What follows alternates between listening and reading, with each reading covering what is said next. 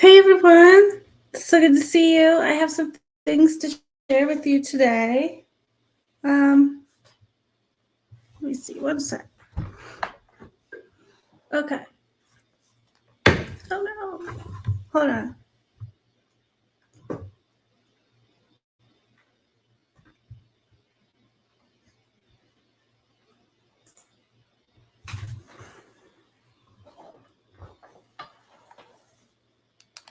Okay, so now I was reading a little bit more about Riley Nolan's and the state's response to the word for the terms used of touch DNA and contact DNA. And I found some things very interesting. I don't know if you guys have seen my recent video. I did it twice. One of them has an AI avatar. I know some of you said you didn't like that. So that I redid it so it's just the avatar's voice. And that worked really well. But in that, I described that Riley Nolan, she says that the defense claims that the scientific community is in agreement that it's not advisable to testify to the how and the when DNA is transferred. And hi, Catty Krangle, welcome. So good to see you. And so when she was saying that not even all of the people, the authors of that big study that we've read, let me see if I can pull it up. I just have it here.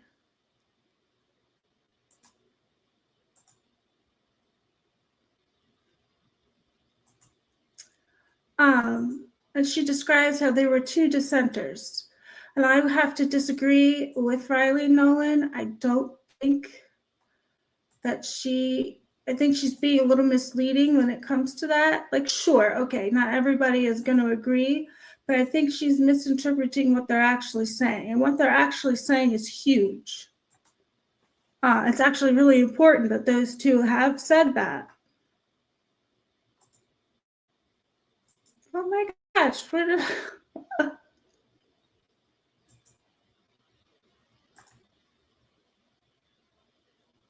okay, here it is. All right. Oh my God, why does it keep going?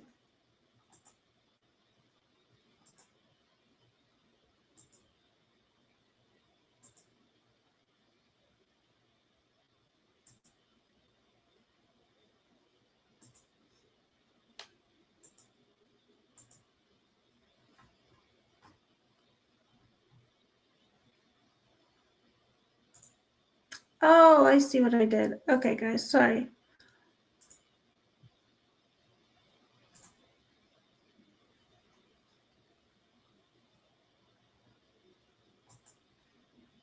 All right. Overtime with Rosie. Aw, good to see you. Thank you for being here. Okay, here we go. So, this. Can you guys see it? Forensic DNA interpretation and human factors, improving practice through a systems approach. Now, oh, hi, Mommy Ball. Welcome.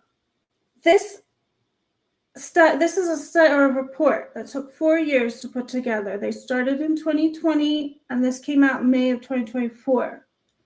They took a look at these systems, which you can think about that as like how a hospital is run. They have policies, they have procedures, they have different ways that they run different departments. They have the administrative side, but they also have the patient side. So they have a lot of different things that go into running the day-to-day in a hospital.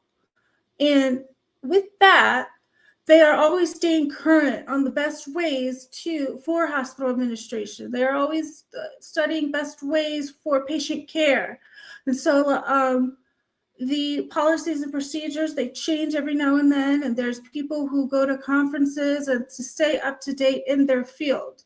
So this is something that not only does DNA interpretation look at, but a lot of fields across the board, they all have this systems approach. They all have policies and procedures that they rely on to have their facility run. And I understand that Riley Nolan, she's not running a hospital, but she is like a hospital administrator, and where she's running she's the director of the ISP forensics lab. So the way that she wants to run that lab, it definitely trickles down into how that lab is run. And when you have someone like Riley Nolan, who just is not, she clearly said in her response from the state that she doesn't agree with this, which is fine, and that there's two others that don't agree, which I think that she's being a little misleading. We'll get into that.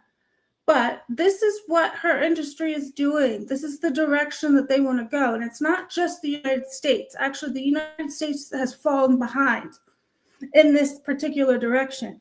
Australia and Europe, they are already limiting the use of transfer DNA. They're limiting the use of IgG and limiting the lab analysts from getting on that witness stand and providing expert witness testimony as to the how and why DNA transfers to an object. And so when Riley Nolan is saying that she doesn't agree, that she can't opine about that or speculate about that, she's not only going against where this industry is going, but she's going against where our Europe and Australia are going. This is more than just, okay, this is our legal system, and our legal system is distinct from Australia and Europe. Yeah, it is. However, this is something more of a science-based and policy approach. This is something very different than saying, okay, our legal systems are separate. Yeah, and actually, they are separate. So some of these experts that are from Australia, that are from Europe, they're coming over here to the United States, and they are in these scientific working groups. They are working with law enforcement. They're looking with court actors, attorneys, and prosecutors, defense attorneys, and anyone else in that arena, so that they are trained, so they do stay up to date. They want to synchronize that across the board, and this is where they're going. And to do that, we are learning from Australia and from Europe the kinds of limitations that they've put in place to keep this whole industry running. This systems approach that they're talking to is not just looking at the science data. It's not just looking at the biological material, which I know I've said. Oh, Diane, welcome. So good to see you. This is a whole system. This is like how a hospital is run. It's more than just treating the patients. It's how does your paper work? How does your administration work? How does it start from admission to move that patient through the hospital to discharge? There are several different approaches to that, and there are definitely a lot of variables that go into that. They are taking that type of approach where it's like a village of people. You know how they say it takes a village? They're trying to implement that into forensic science, because it really is. It's not just the scientists who are the star of the show.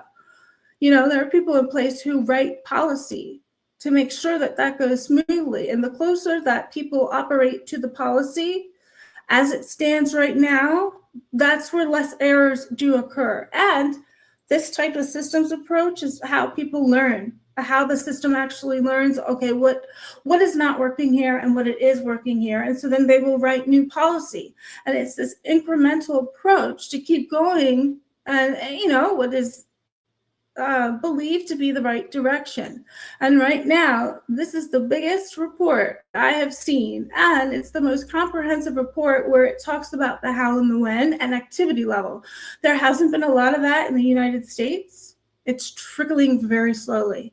It will eventually get here. We will eventually be caught up with Australia and Europe, because they're here. They're on our bodies, on the boards of these different associations that get together.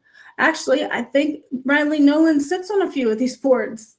And I should bring that article up. There's one of my friends on Twitter. She gave me a website that lists a particular board that Riley is on, and the director of a lab in Australia is on that board. And this person, she has been like the director in Australia and New Zealand. She has multiple countries that she's worked with to help implement some of these systems of where this forensic interpretation, where they want it to go. And there are some people in the United States who welcome that, who want everybody on the same page, who want law enforcement to have, and forensic service providers to have regular training and education so everybody can be on as much of the same page as possible. Because if you have people that are not following policy or they're not staying current in their industry, that's where problems occur.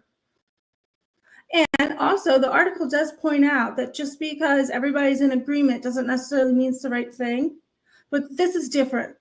This is different because they're finding out there are issues with lab analysts being an expert or an expert witness and opining about the how and the when we have science that says this is problematic.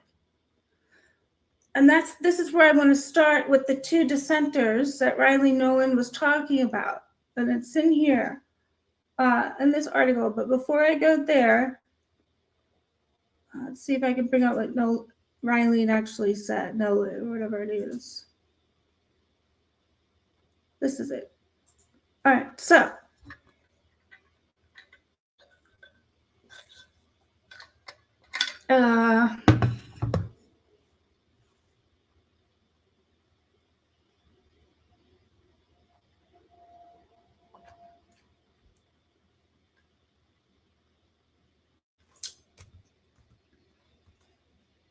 Okay.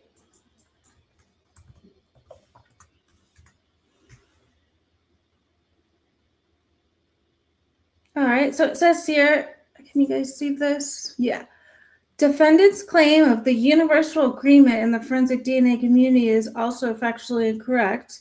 Defendant relies most heavily on the report titled Forensic DNA Interpretations and Human Factors, Improving Practice or Systems Approach. Specifically, the defendant relies on section 7.1 and 7.2, which we will look at. But as to those sections, not even all the authors of the report were in agreement. Two of the community members dissented from recommendation that DNA analysts should opine about the possibility or probability of direct or indirect transfer having occurred in a case. Now, with this in mind, from the state, and most likely Riley and herself, I'm going to go back here. This is the article, the report that she is interpreting, and we did actually read this. We read a bunch of this before Becca Barlow referenced it, which is absolutely amazing. Let's see, I want to go to page 1, I think it's 177.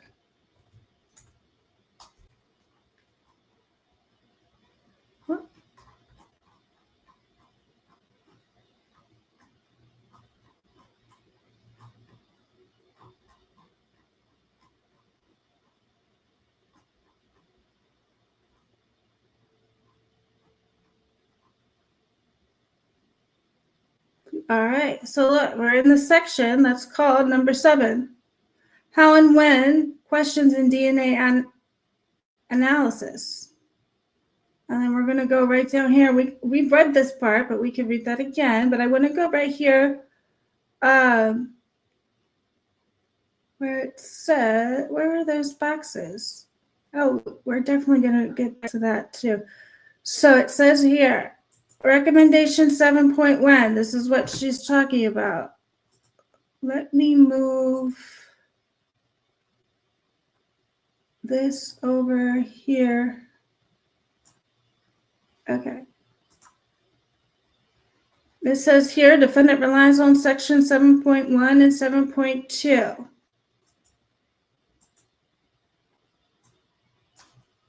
Okay, and then we can go back and read the sections in depth, but here's a big, just brief overview. Recommendation 7.1 says, DNA analysts should not opine about the possibility and probability of direct or indirect transfer having occurred in the case. So the dissenters, according to Riley Nolan, they disagree with that.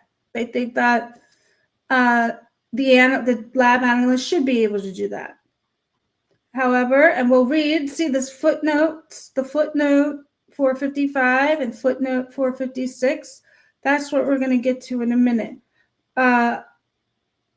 So it also says here, recommendation 7.2, the evaluation of DNA results given how and when questions is distinct from the evaluation of DNA results given who questions, and who is the identity.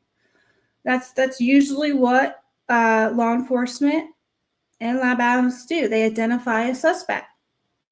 They've gotten into the how and when, but it's been problematic. So in order to develop policies and practices on how DNA analysts should respond appropriately to questions about how and when DNA deposited in a particular case, forensic science service providers should consult professional guidance documents and experts who understand issues related to transfer and persistence.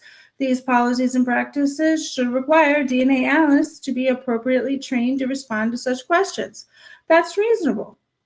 And then we're going to go down here to the footnote 455. 2 members. These are the 2 members Riley was talking about here. Lynn Garcia and Don Boswell do not support recommendation 7.1. Okay. While they acknowledge that analysts are often asked to respond to how and when questions in criminal cases and agree that testimony on the subject can be misleading or otherwise problematic, they believe the broad prohibition in the recommendation of 7.1 puts the proverbial horse, the cart before the horse, by not first requiring an assessment of the type of outlined in 7.3. To me, that says they don't support 7.1, but they agree that it is misleading and otherwise problematic on testimony about the how and when. However, they do believe that sometimes it's necessary. But they say they want number 7.3 to be first, before the 7.1 and 7.2 that we just read.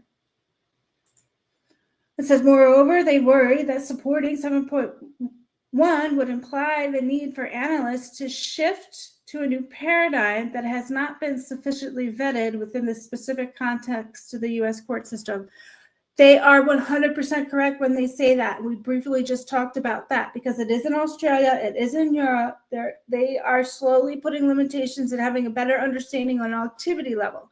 And some of their experts are coming over. One of their experts is actually on the same board as Riley Nolan. So they are coming over for this systems approach to put policies in place so that law enforcement has a place to go where they can go online and they can get quick courses to update them on what's going on and how, guidance on what they should do in investigations and in the courtroom. They want everybody to be able to work together because you're juggling the scientific community, you're juggling law enforcement, you're juggling the U.S. court system, and you're juggling these policies. How do these policies bring these 3 huge entities together? We have not, as of yet, we have not done that successfully. Everything is very fragmented. So when they say they are not understating this, when it says shift to a new paradigm, it's huge. It's going to change the entire landscape of the United States court system. And that's heavy. And this is exactly what they're saying here. They're like, we don't want to do that yet. And before we do that, we want number 7.3. So let's look at 7.3.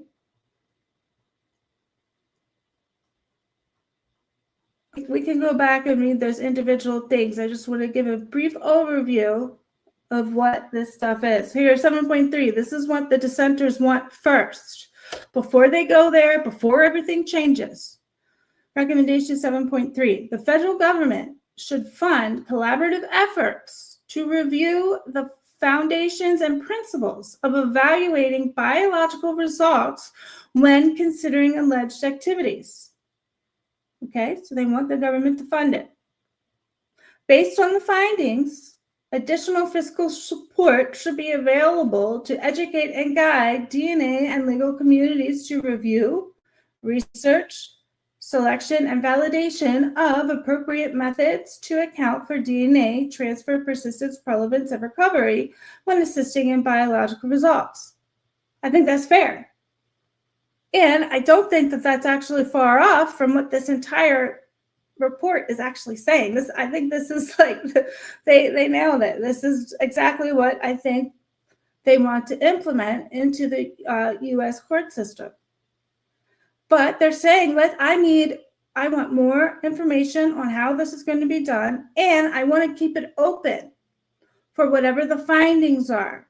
So they are very aware that, if they do implement this, maybe the findings could go in a different direction, and that's fine. They're keeping an open mind here. They want more information about that. That is very reasonable.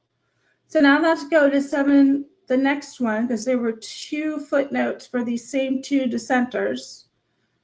Yeah, here we go. The next one is 2 members, Lynn Garcia and Don Boswell, do not support recommendation 7.2. Okay. Not because training on the subject is not important or necessary, but because the question of how forensic service providers will determine who are experts. That's going back to what they said before. This isn't a complete paradigm shift. It's huge. It's going to be difficult because while the administrative parts of law enforcement, the U.S. court system, and putting these policies in place, in addition to the scientific community, you've got 4 things here that they're going to try to merge. And anytime you change something up that is as significant as these very separate industries that have their own problems, there's probably going to be some lag time. There's going to be time in the middle where, of course, nobody knows what to do. It's going to take a little bit to get this up and going off the ground. It's huge. Just like they had an administrative thing going on with Ann Taylor and how the defense is paid in the state of Idaho. I think they're still working that out, but for a while nobody knew really what to do. I don't think defense attorneys were getting paid. It's the same administrative concept as that. However, on this scale, it's a little bit bigger because you're putting huge, the foundational things in our country, which is our legal system, our law enforcement, our scientific community, and the policies that are going to try to bring these very chaotic industries together. This is very hard work to do, and this is going to set the foundation for that. This is huge. I mean, I don't think I understand people don't understand how big this is, but somebody in my world, this is huge. Because I'm in the systems, I'm in the policies. This is what I work within. So this niche between DNA and the system, I don't know how I fell into this, but this is just where I am. So back to this. And so when they say they question how forensic service providers will determine who the experts are. Yeah, this is going to be very difficult to reimagine everything. The lab analysts, they are limited to who. So not only, it's who's going to be the experts? Who's going to talk about it? Okay, well, even if we appoint someone, how do we train them? How do we know they're adequately going to be able to talk about that? And if they are going to be able to talk about the how and when, are they going to accurately do it? How do we know we're not accurately doing it now, even though there are some things that even these 2 dissenters say that, we're often asked how and when.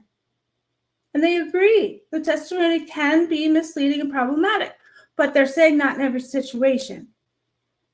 And they would be right. And they can foresee how huge this shift is. Okay, now we're back to, they'd say, who are going to be the experts? I'm concerned because, I don't want people who are not, appropriately trained to be the experts. This is huge. And so for TPPR, which is transfer, presence, persistence, and recovery. That's the DNA, trace DNA, and because persistence, recovery, and those all go into DNA interpretation. They're very much a part of whatever biological sample is found. And the formal activity evaluation training. So that would be the activity level. Was it direct? Was it indirect? What were the circumstances around those? And what time was it? What time did this happen? And so they want to make sure that there's formal training for that, as well as what constitutes appropriate professional guidance, which is what this report is the foundation for that. And so what they want is they want a little bit more in depth. They want a little bit more detail. They're like, hey, before we go in that direction, how do we know what we're doing is not correct, even though it is a little problematic? But before this happens, because this is huge, we need more answers, especially in the United States. They are also concerned that currently available guidance might not employ the necessary safeguards that typically exist in quality systems of an accredited forensic service provider. For example, validation, competency, proficiency, testing, appropriate discovery, reporting processes, and similar measures.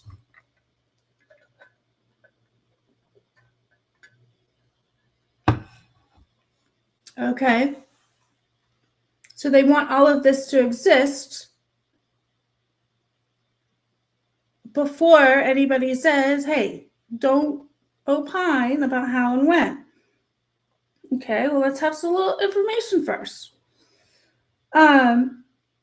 Additionally, as it's stated in their objection to 7.1, these members believe recommendation 7.2 is premature until recommendation 7.3 is implemented. All right, so they like the 7.3. Let's read that one again. Recommendation 7.3, the federal government should fund collaborative efforts to review the foundations and principles of evaluating biological results when considering alleged activities. Okay. Based on the findings, empirical data is good. Additional fiscal support should be available to educate and guide DNA and legal communities to review, research, selection, and validation of appropriate methods for account for DNA transfer, persistence, relevance, and recovery when assessing biological results. Excellent. I think these are excellent things, and I think that these will come down the line, and I think these will naturally occur as this industry it's going to be a conglomerate of several different industries. It's going to take a lot of time. It's not going to happen in a year or 5 years, but this is where they're going. And that's a lot of times when you are writing policy, you are ahead of what the current industry is actually experiencing, because you're implementing these things, so they know way before anybody else does of what they're going to be implementing down the line. This is not new. This is not weird. This is not different. A lot of industries work this way. And that's just because whoever's writing the policy, they're in a different department. And sometimes that is unseen with the person who's actually experiencing the industry themselves. Sometimes they don't recognize that there are these kind of floating bodies that may not be a direct part of somebody's building or somebody's organization, but there are these people who meet and they have strategic management meetings. They have boards. There's people who write healthcare policy. It's very similar in that, but they want to write policy for something very broad, something that is probably going to be piecemeal for a while, just like the U.S. healthcare system, because they have to piece together law enforcement, the legal community, the forensic community, and the policies that bring these together. There's a lot.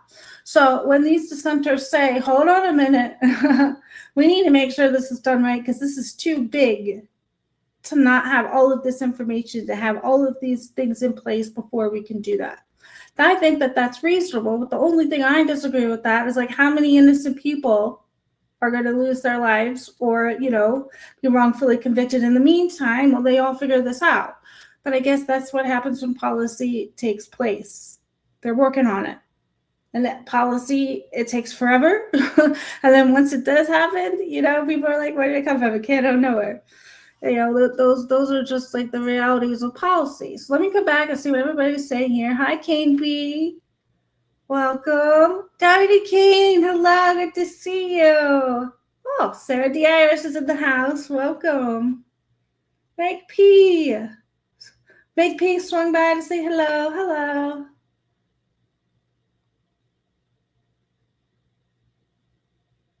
Oh, Diane, you're so sweet. She wishes I could educate him there. That would be amazing if I was in a position where I was at these conventions to help the law enforcement, the law community, and whoever else wanted to come to break it down to understand what policy is, how it works, and how it's supposed to lace together these things. And, that's not going to go smoothly, even though, we have these things that are written and they sound pretty good or they sound kind of outlandish. How do you make these policies work in the 3D world? Because it's very different to write a policy and then have it implemented in real time. And so you're going to need people like that to actually, pull these industries together so that there's more cohesion among them. So whether or not Riley Nolan agrees or disagrees, whether she could go up there and speculate on the how and the why, this is where it's going. And it surprises me that she's not staying current. And that is another reason that she's a director. So she is, everything that she does, how she runs her lab trickles down because it's a whole organization. It's a whole system of the way that she wants to run things. It's going to reflect that. And this is the exact thing this article is talking about. They want them to stay current, but apparently she's not. And she's just like, well, I don't agree with that. Okay. Well, did she even give it a chance? Probably not. I was always taught, because I was learning about, I've been learning about science and systems since college. And I was always taught, even when we were learning about science and for management and policy, you always want to read articles once a month, once a day, however, make it current to keep yourself current. And I have been doing that. And that's how I've gained my knowledge on transfer DNA. Anytime I had an opportunity, and that class, my professor taught me, this is one of the most important things you can do as a professional is to stay current. And so anytime I had a chance, because I was already learning a lot about this policy and how to implement it, and how to work in administration, even though there was a lot of science, I didn't feel like there was enough. So I was fascinated with whatever this transfer DNA was. And I was always taught to not call it touch because that does not describe what it is, the complexity of what it is. And so, what I didn't realize until recently? I just realized this, because how you open up your Google or whatever web browser you have, and sometimes they have some articles there that you can read. DNA articles have always been on there. So I'm like, oh, let me read this. Oh, let me read that. And, they're all scholarly journals or whatever. They're not, and if they are not scholarly journals, I will double check, in the citations where that information came from, because it's very important that if you are going to stay current, you have good information as well. And so for a while, I just thought, since DNA is so cool, DNA articles must be in everybody's feeds because, it's exciting. Science is so exciting. But then I realized recently, it's the algorithm.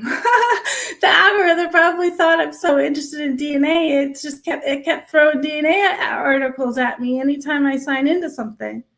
And so, Google or those algorithms are also keeping me up to date. I didn't even ask it to. I just realized that I was like, oh, maybe not everybody has DNA articles in their news feed.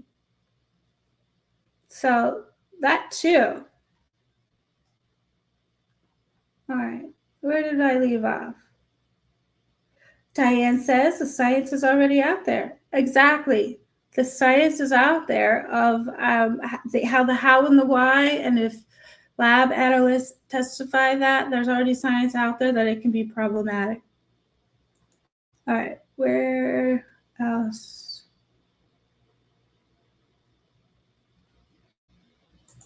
All right, Kate B says every release has an angle. Then dump her down.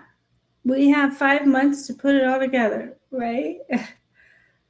Ooh, Diane, Forensics Institute, NL, Netherlands. Okay.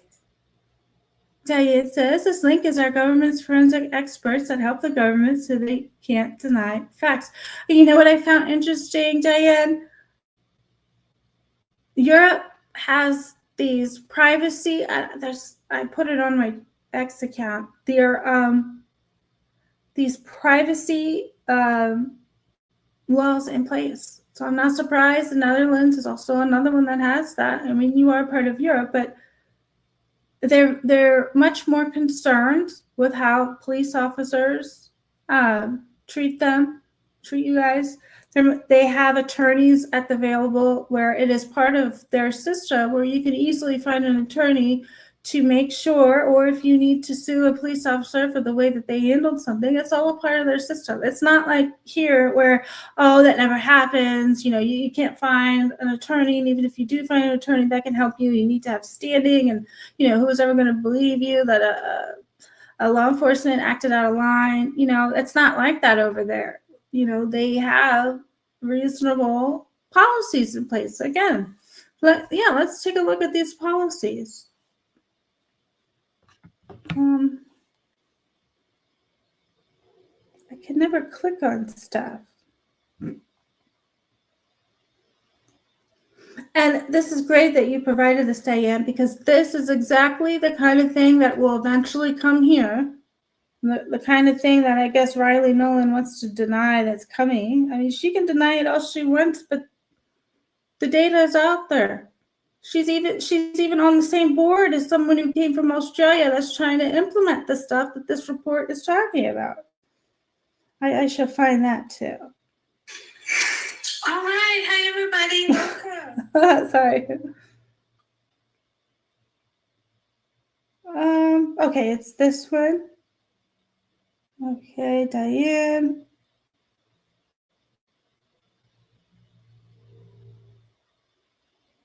Okay, so it's the Netherlands Forensic Institute.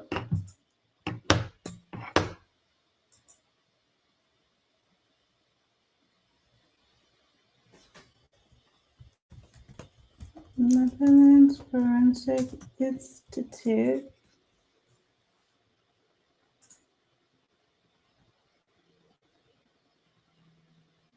And I did hear that the Netherlands is one of the leading countries when it comes to transfer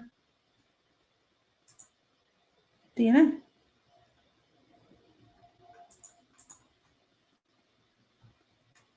Diane says, we have extreme privacy rights. You are very protected. No private experts, just one organ for all.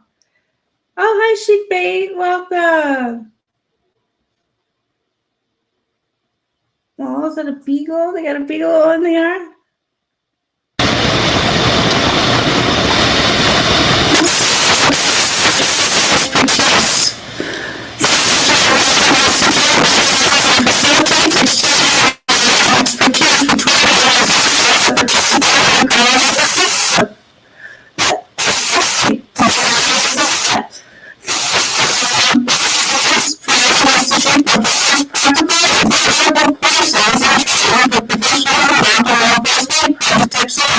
Prosecution.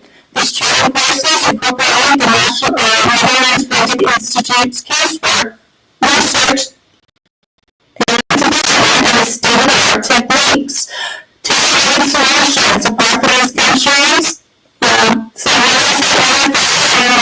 The Forensic Institute also develops tailored courses upon request.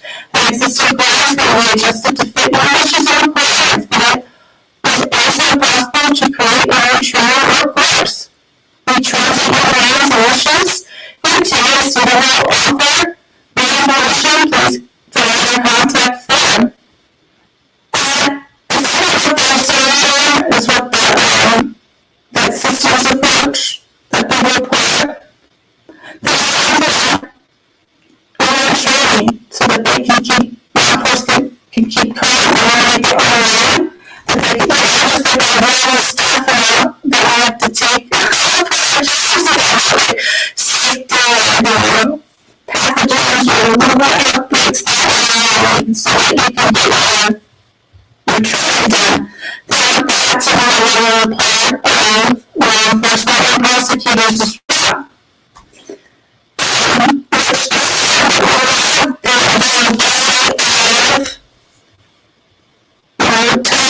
Classrooms, they can have quick slides, so there's just quick lines, so they're not computer for hours at a time, and so it doesn't really interfere with their day-to-day. Okay, what is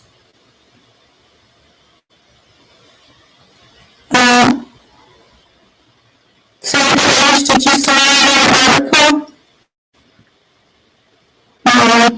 No. Yeah.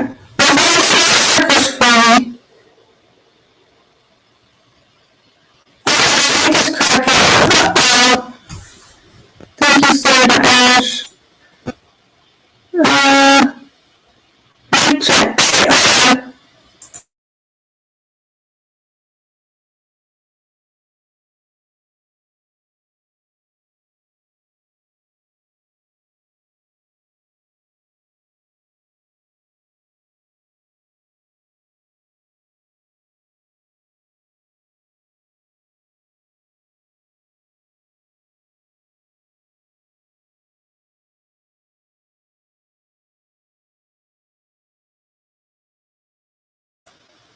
Okay. Is that can you hear me now?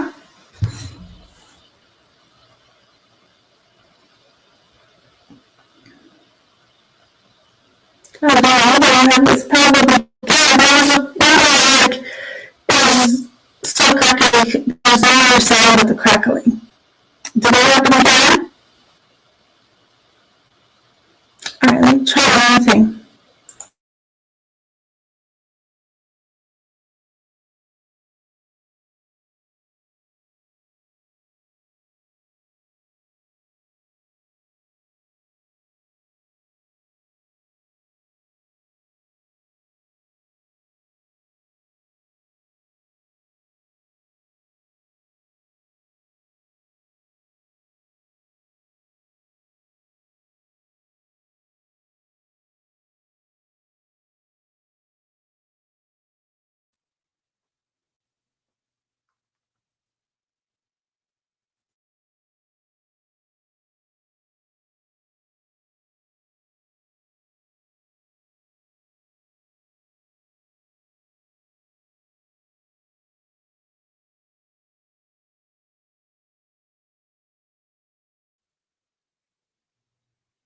Okay, is that any better?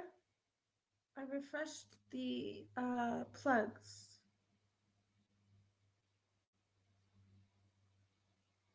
A robot voice. Uh-oh. Oh.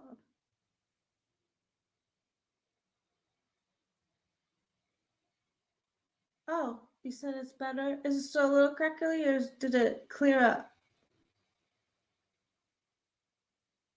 Oh, that's good.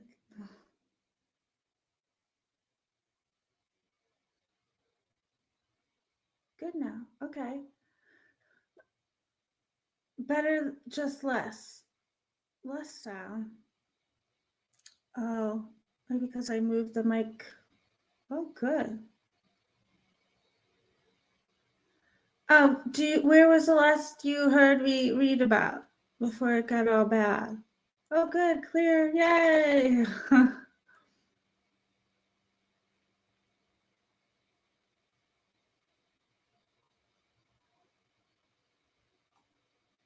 Did you guys hear me talk about the Netherlands Forensic Institute at all?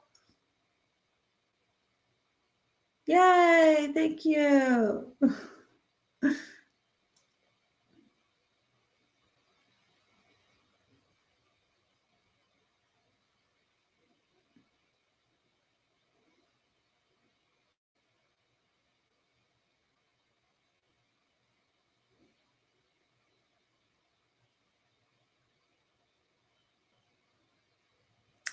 So, oh, no, you didn't hear it. Okay.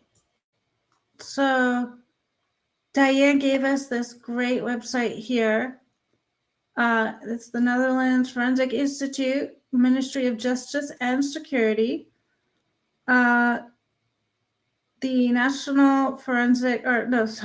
Netherlands Forensic Institute is abbreviated by NFI. So the NFI organizes and facilitates exchange of knowledge and expertise between organizations that participate in the criminal justice system. The NFI provides practical and theoretical courses and training for professionals involved in law enforcement, crime detection, and prosecution. These training and courses incorporate the NFI's casework, research, and development and its state-of-the-art techniques, tailor-made solutions. Apart from these courses, the NFI also develops tailor-made courses upon request. An existing course may be adjusted to fit your wishes and requirements, but it is also possible to create new training or course. We translate your demands and wishes into suitable offer. Students and other interested people, training and other activities of the NFI are only available for professionals involved in law enforcement, crime detection, and prosecution. Students and other people who are interested can contact forensic universities for developing forensic knowledge and expertise. Who we are.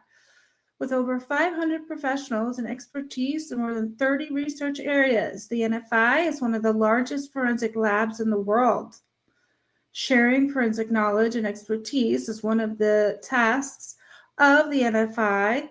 The forensic experts of the NFI are committed to develop the expertise of all professionals who contribute to the criminal justice system, from scene of crime to court. That whole system, just like when a patient comes into the hospital, from admission all the way up to discharge.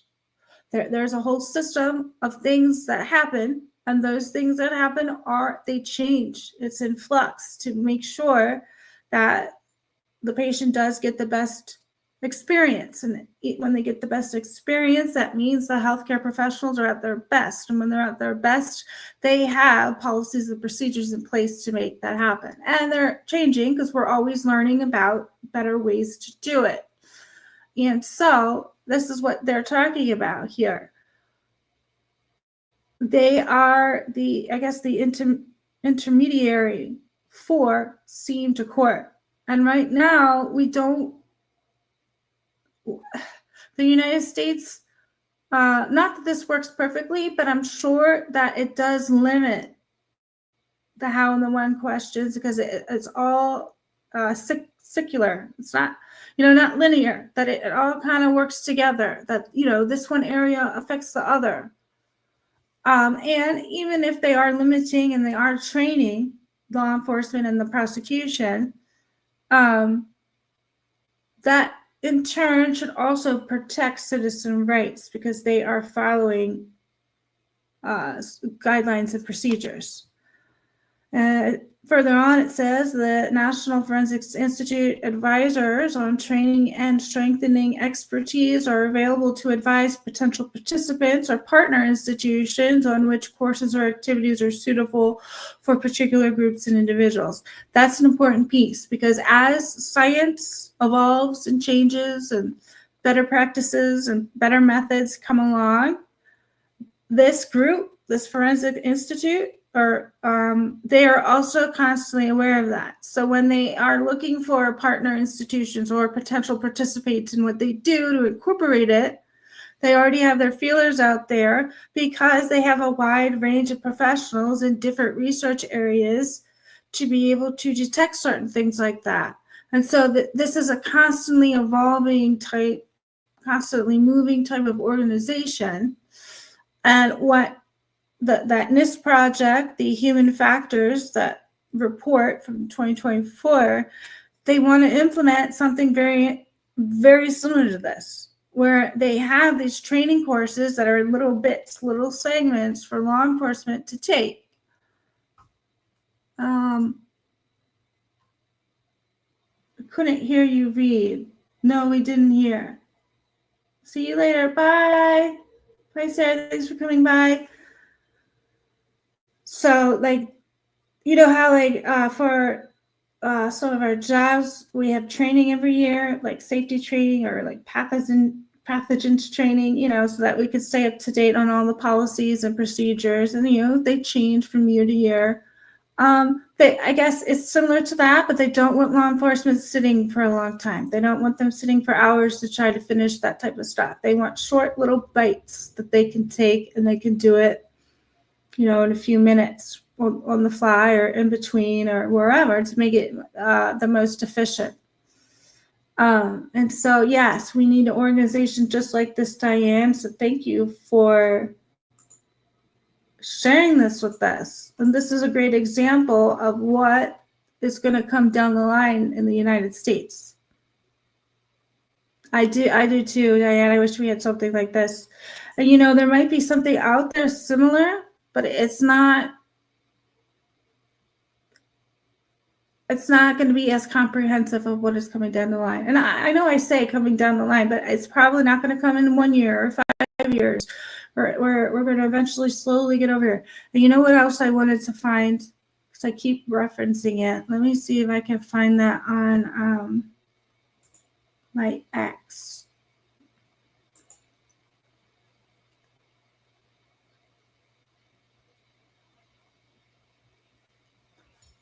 Here we go.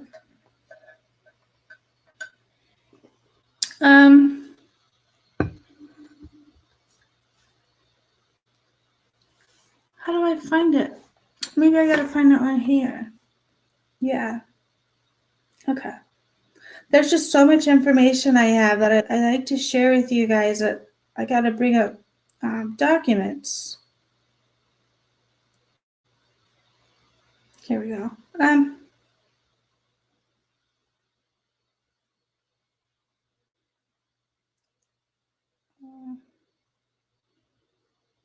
Okay.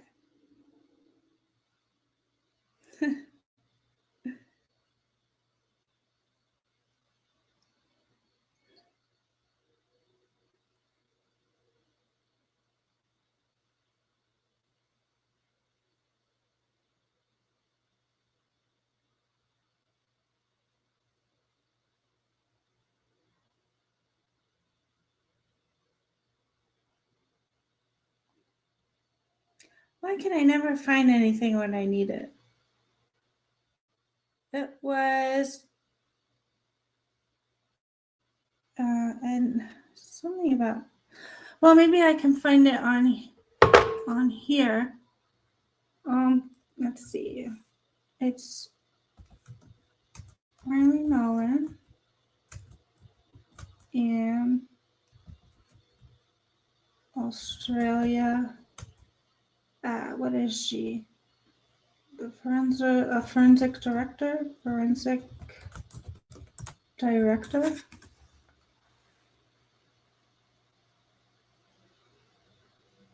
Oh, of course, nothing popped up. Somebody on X sent me a great article. I guess I'm not going to be able to find it.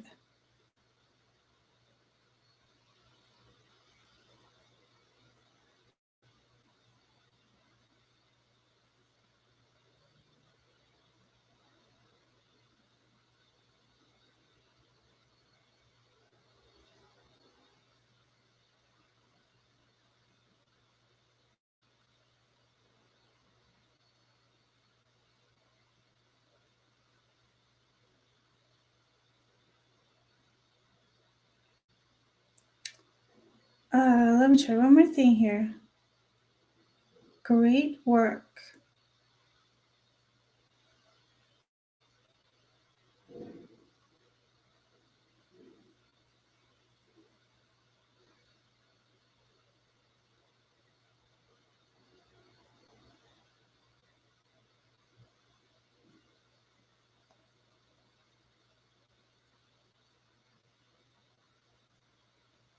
I don't know where all the stuff goes.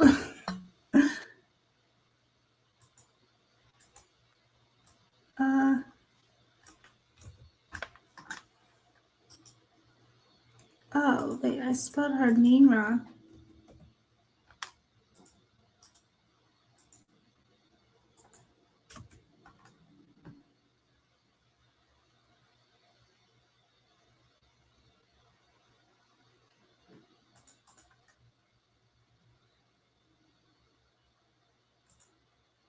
All right, look, we have Riley Nolan. Is this her CV?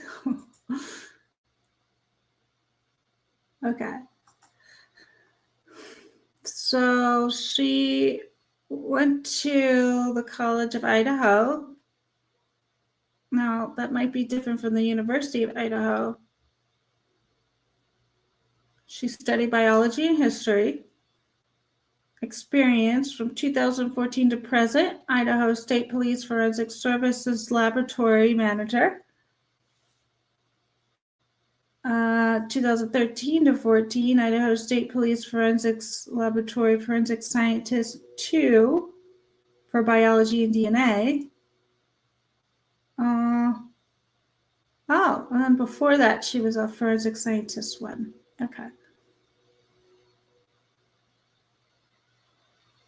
Professional organizations. See these organizations here? We're gonna look these up because I forget which one it was, but it could be the American Academy. She's on the board of somebody from Australia who I believe is a big deal. She's the forensic director for Australia and New Zealand for some of the major labs over there. And so this is a great example of how what's happening over in Australia and in Europe, it is trickling here into the US because of these bodies, these organizations that they're a part of. And Rylene is a part of one. So she should know that this is the direction that this industry is going.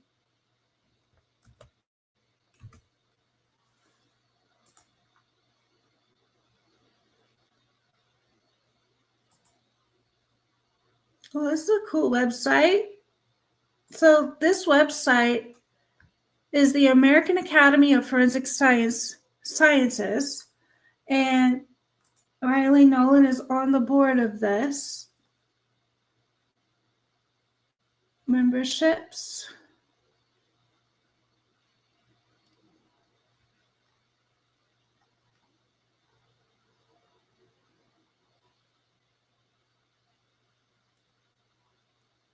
All right, so ASB is an organization dedicated to creating a national registry of forensic standards to promote the regulation of our profession. Standards development activity will be announced in suitable media outlets, platforms, as appropriate to demonstrate an opportunity for participation by all directly and materially affected persons. What is that?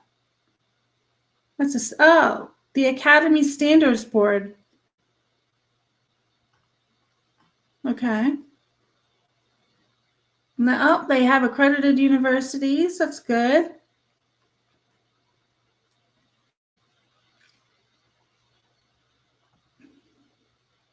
Ooh, what is forensic nursing science? That sounds awesome. I haven't seen that before.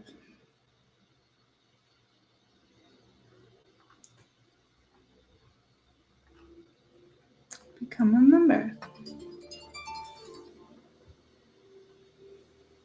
So she's already on a board that is gonna. Do they have any articles about how and when?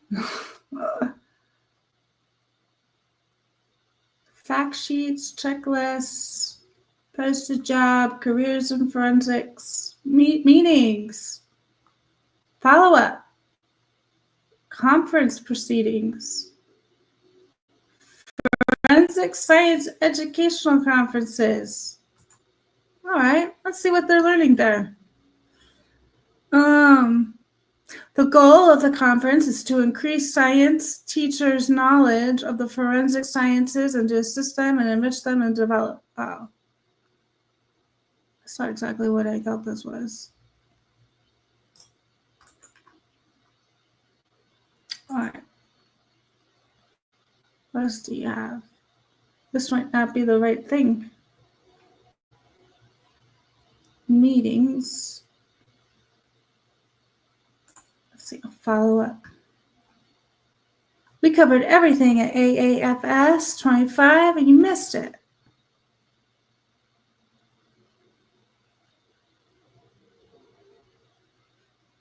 Program attendees, exhibits.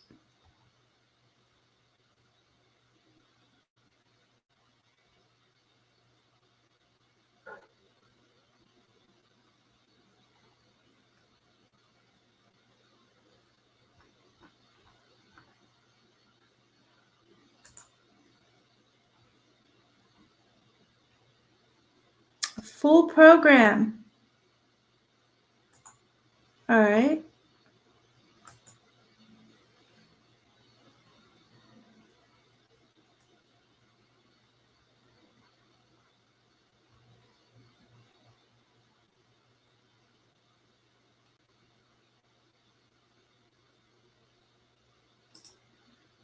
Journal of Forensic Scientists, the official publication of the AAFS, the American Academy of Forensic Science. Okay. We got a welcome letter. Can you guys see this? So what I wanted to do is see, she's on the board of this. Do they have any information about how and why, how they want to approach it now? Program committee. I don't know if she's on that, but she's a part of this organization. Well, this might be more work related than actual keynote address, case break sessions, deep dive, scientific sessions. All right, so do we want criminalistics, pathology and biology?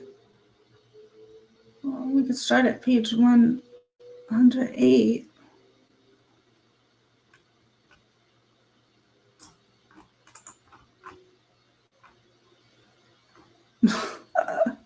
Wouldn't it be funny if one of these boards that she's on actually that also recommends not opining about the how and the when?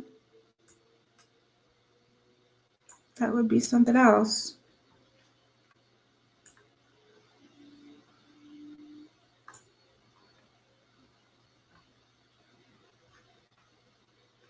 Oh, well, that can't be.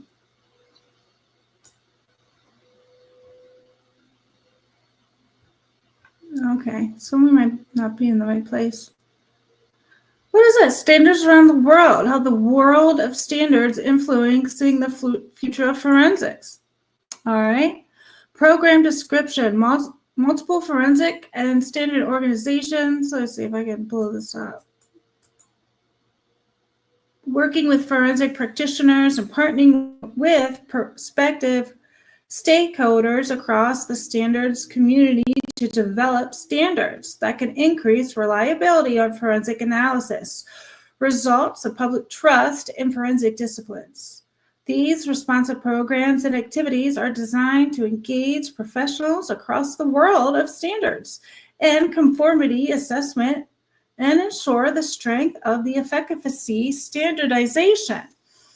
The numerous routes to development of standards around the world. ISO, the International Organization of Standards, is a non-governmental organization that develops and publishes standards for products, processes, service, and systems. They also help facilitate global trade by providing common standards across different countries. In the U.S., the American National Standards Institute, I think that's it. We're going to go there next.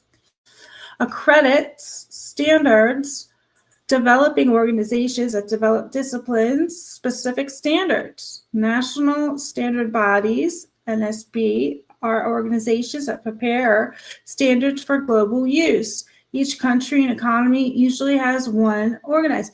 If Riley Nolan is a part of this organization, and now they have many bodies here that talk about how they want standardization internationally.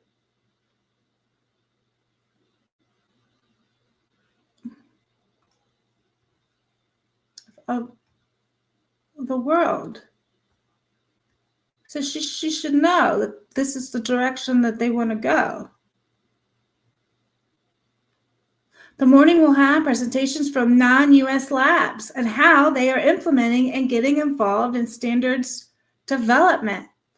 The International Forensic Science Academy and National Standards Body on their involvement with the development and implementation of forensic science standards. In addition, information will be presented on how international standards have been addressed the emerging emergence of machine learning and artificial intelligence, as well as challenges when developing these standards. The afternoon will focus on ISO and the TC on forensics, NATO developments of standards, a perspective on international standards from a university and law enforcement development organization, educational objectives. After attending this presentation, attendees will have a better understanding of how labs and organizations around the world are developing and implementing both U.S. and international standards. Attendees will also have a better understanding of how they can get involved in standards development around the world. Impact statement. The presentation will impact the forensic science community by creating greater awareness of how standards are currently being drafted, used, and implemented internationally, and the impact of standards of forensic science. Can you believe this, guys?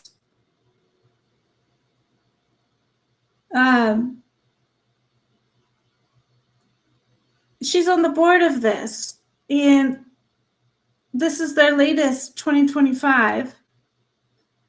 And like I was saying, they from other countries, the non-US labs are coming over to help teach the United States their standards. And their standards are to limit the how and the when. It's not opine on how and when transfer DNA arrived on an object. So not only is that NIST report that we were reading from the May to 2024, that is their main goal, is to implement these standards here to make sure that the labs are running at their best, a systems approach, not just increment, not just looking at biological material and calling it a day. And they're having conferences for these people that from all over the world, just like the Netherlands. Diane gave us that wonderful Forensic Institute webpage about how they run things. This is really interesting, guys.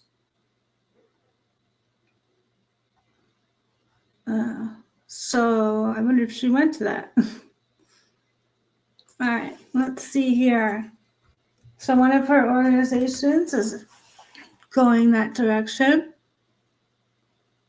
Okay, here's another one. Is she on this one?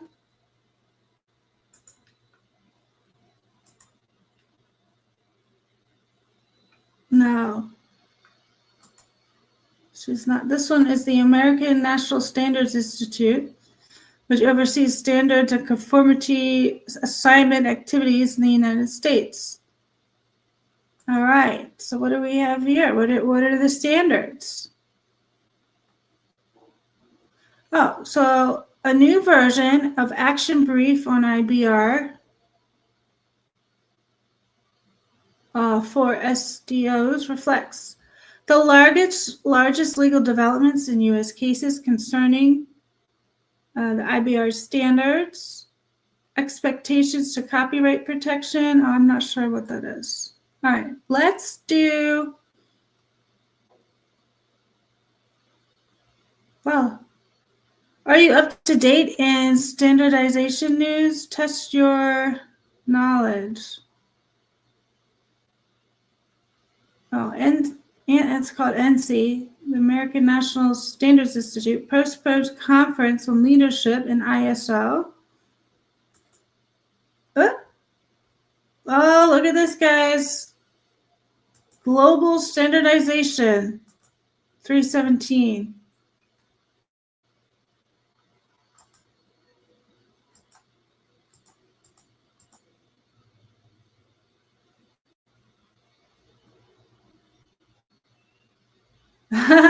Danny Kane says artistic scientists are using artistic license to build out the sample should never be used in a death penalty case. I agree. Makes you, Danny Kane goes on to say, makes you wonder how many are on these boards that are not upholding the standards in their own labs. Exactly. So now we're at the American National Standards Institute, and this is published 3/17/2025. It says, Global Standard for Innovation Ecosystem Management. U.S. TAG announces new work item proposal. See, like I was saying earlier, it's no longer, our court system, well, who cares what the rest of the world is doing, because this is a U.S. court system. Their court systems have no bearing. This is coming from a different angle. This isn't coming from, let's strictly look at it from a legal point of view. What we're doing is we're taking best practices in the forensic world from Australia and Europe and leaders in this all over the world, and we're implementing them into our policies and procedures. So when you change policies and procedures, that's not really changing what's happening in the courtroom per se. It's coming in from a different angle, that the law enforcement and forensic labs will change their standards so it will influence the U.S. court system. So it's not directly changing the U.S. court system. It's coming from a different angle. So let's see, what is this global thing that they're talking about here? The American National Standards Institute, ANSI, accredited U.S. Technical Advisory Group, TAG, and ISO Technical Committee, Innovation Management, is pleased to announce the approval of a new work item proposal for the development of guidance standards on innovation ecosystem management. Oh, what is this ecosystem management?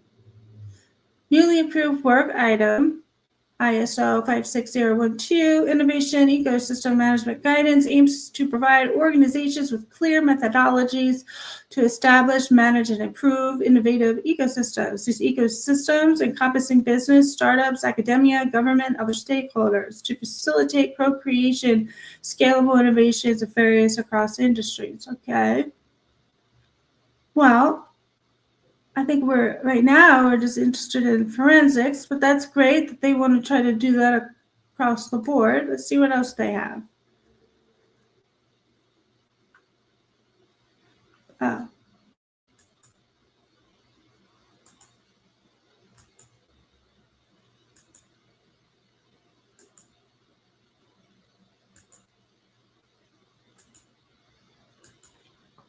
Is there a search? Can we put in forensics?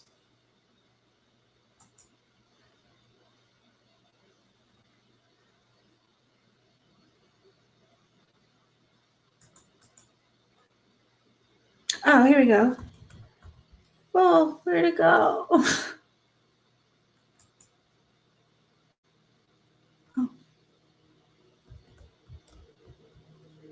Forensics ethics? Well, that's popped up. Let's see what that says.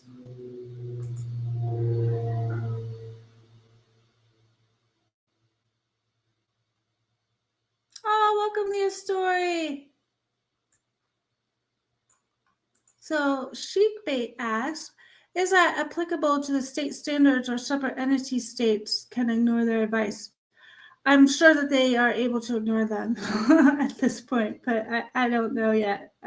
This is all coming down the line, whether it's like that or not, I don't know yet anyway. But it's like these people like Ryan Nolan who are on the board of these type of organizations, or that I don't know if she's particularly part of this one, but she's part of another one that's definitely influenced by this one.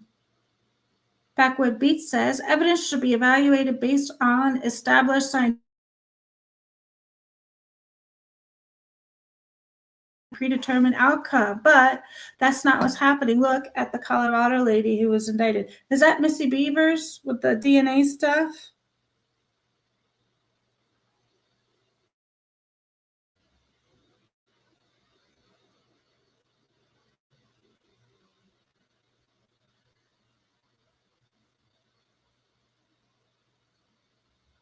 Wow, people are getting so triggered on Twitter for me explaining this kind of thing. I'm explaining it. I'm showing you websites. You take it as you want. You know, they don't have to like personally attack me for showing you a website. They just don't like what I'm saying, I suppose. And, you know, some of them I think they might be like disinformation management because the things I put out are real. And then they want to try to like personally attack me. I don't know. Do they want me to like take it down? I don't need to because it's already on the other website. And right now we are looking at the American National Standard Institute.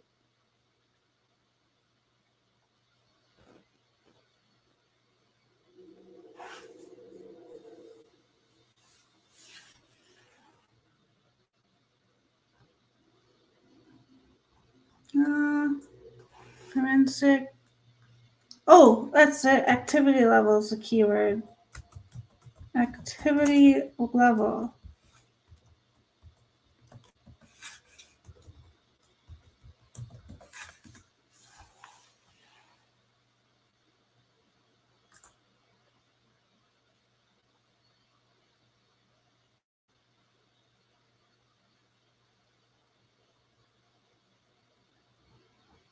Let me put DNA.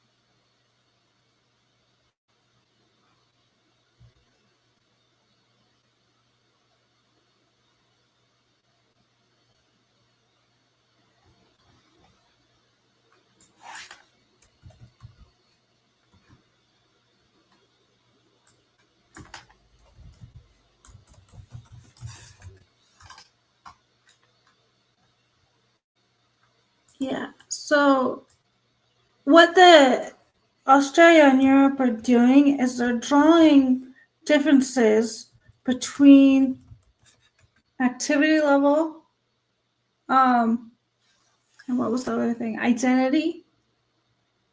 That right now, the question of identity and the weight of statistical analysis,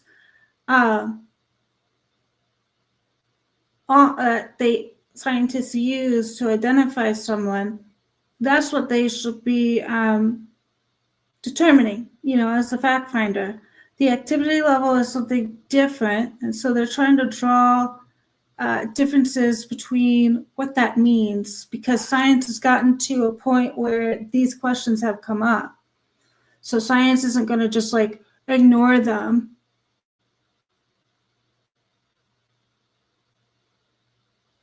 All right, well, this isn't.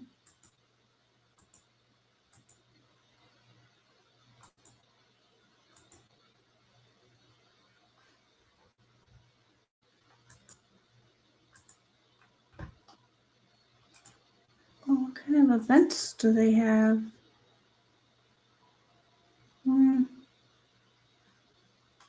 Okay, well,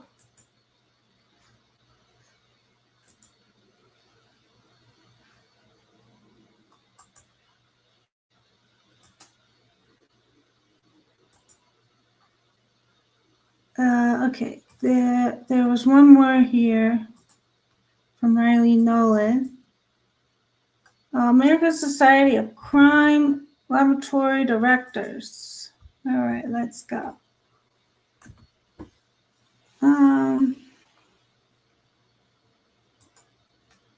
Did we look at that? Oh, we looked at that one. Oh, maybe it was the Northeast.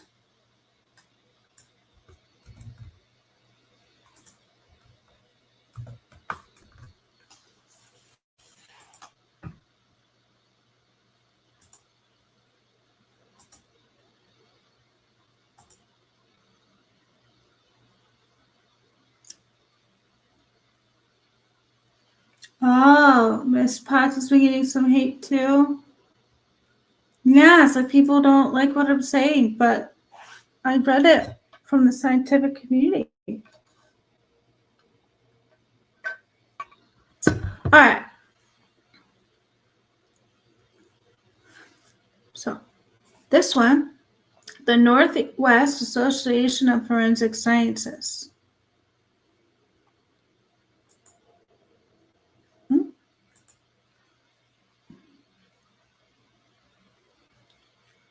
All right, what is this?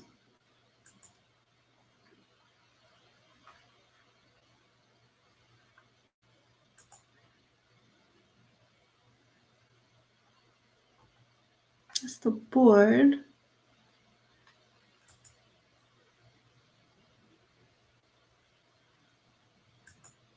Committees. Well, they won't let me go anywhere. What about forensic links? Nope.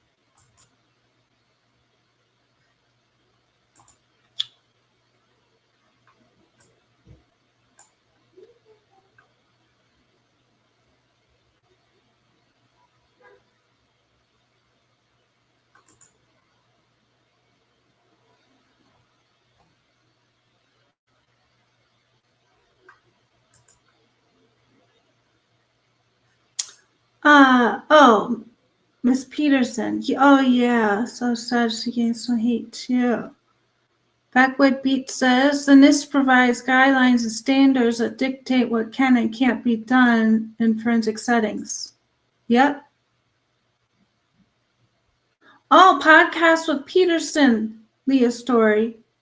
She's great. Absolutely great. I recommend everybody sub to her. She has great content. I think she was a nurse and a lawyer, and she's got so much knowledge, and she works with advocacy. You'll learn more about her. She says a little bit about herself on, each of her lives, which is very knowledgeable. Very, very good. All right, so I found this here. We're back on the American Academy of Forensic Scientists, or Forensic Sciences, which this is on Riley Nolan's CB. And I've clicked on standards around the world. How is the world of standards influencing the future of forensics? This was written February 17th, 2025. And it looks like this was presented at one of their conferences. Their conference was called Technology, a Tool for Transformation or Tyranny. It was at the Baltimore Convention Center. Wow. Wait, we heard about that recently, didn't we? I read that somewhere that Baltimore recently had that. Okay. Program description. Multiple forensic and standard organizations around the world are working with forensic practitioners and partnering with respective stakeholders across the standards community to develop standards that can increase reliability on forensic analysis, results, and public trust in forensic disciplines.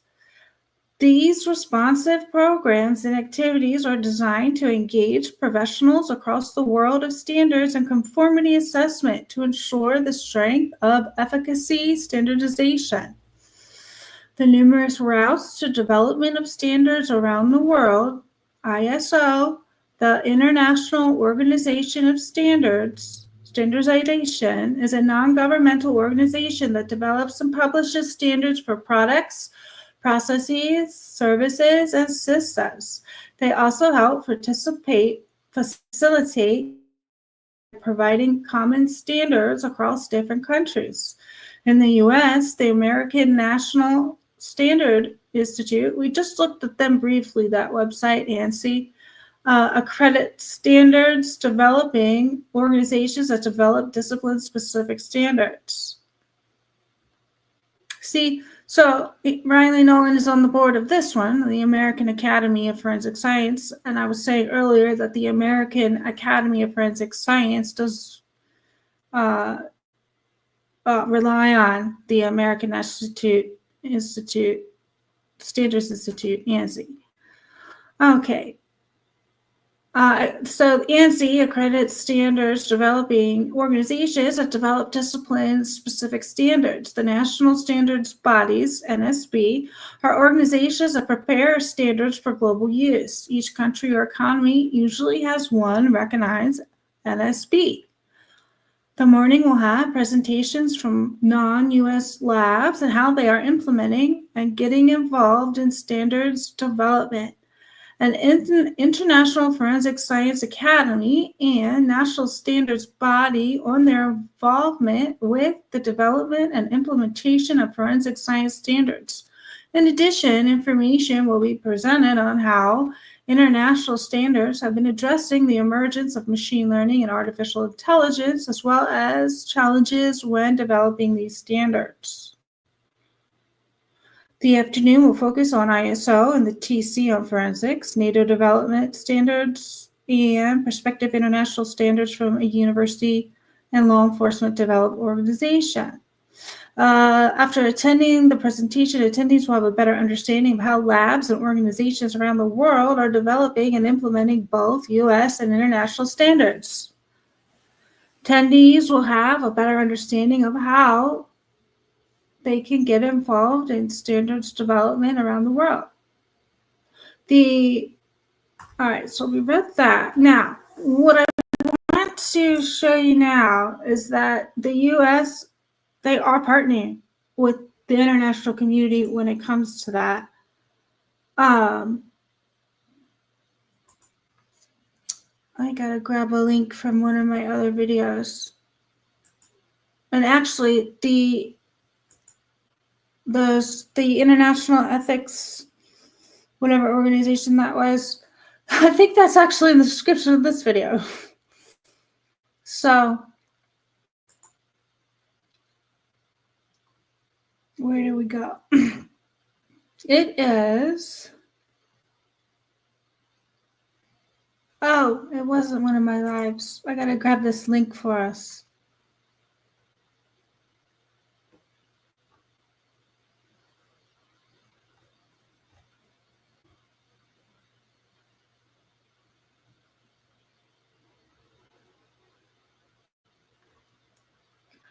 I think it's that, or is it this one? Yes, it's this one.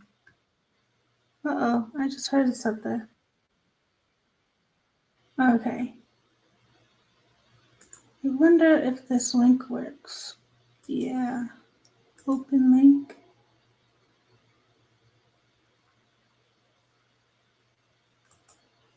Yes, here we go. Okay, this is from Australia. Thank you, Diane, for sharing podcast with Peterson's link. Thank you.